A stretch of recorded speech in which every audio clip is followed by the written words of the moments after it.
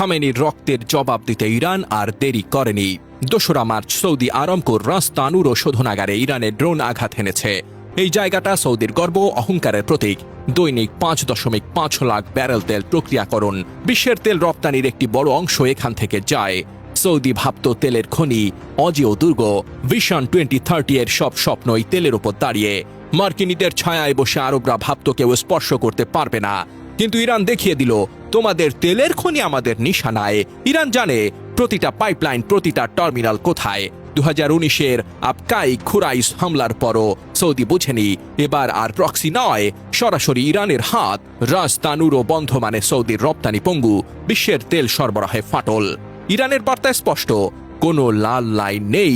তোমরা খামেনিকে মেরেছ, এখন তোমাদের তেলের রক্ত ঝরবে। উপসাগরের সব শহর আবুধাবি, দুবাই, দোহা, মানামা, দুকম এখন ইরানের ড্রোন মিসাইলের নিশানায়। শিপিং হাব পঙ্গু হরমুজ প্রণালীতে ঝুঁকি। ইরান চাইলে পুরো গালফের তেল বন্ধ করে দিতে পারে। সৌদির অহংকার ভেঙে পড়েছে। এই তেলের খনি ছিল সৌদির গর্ব, মার্কিন ইসরায়েলি জোটের শক্তির উৎস। ইরান এখন সেটা ছাই করে দিচ্ছে।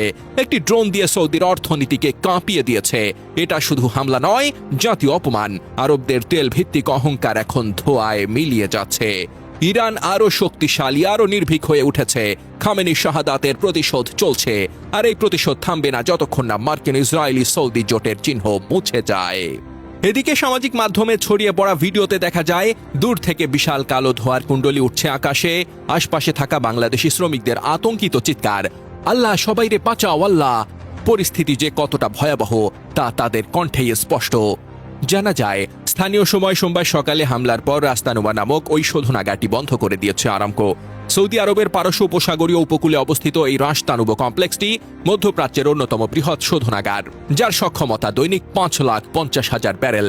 এটি সৌদি অপরিশোধিত তেলের জন্য একটি অত্যন্ত গুরুত্বপূর্ণ রপ্তানি টার্মিনাল হিসেবেও কাজ করে। সূত্রটি জানিয়েছে সতর্কতামূলক ব্যবস্থা হিসেবে এটি বন্ধ করা হয়েছে এবং বর্তমানে পরিস্থিতি নিয়ন্ত্রণে রয়েছে। আরামকো এ বিষয়ে তাৎক্ষণিক কোনো প্রতিক্রিয়া জানায়নি। ড্রোন হামলাটি উপসাগরীয় অঞ্চলে হওয়া একাধিক হামলার অংশ, যার মধ্যে আবুধাবি, দুবাই, দোহা, মানামা এবং ওমানের দুকম বাণিজ্যিক বন্দরও রয়েছে।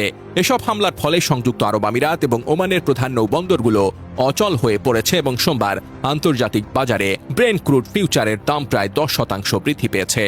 এই তেলের খনি ছিল সৌদি শক্তি, অর্থনীতির মেরুদণ্ড, মার্কিন জোটের ভিত্তি। ইরান একটি ড্রোন দিয়ে সবকিছু কাঁপিয়ে দিয়েছে।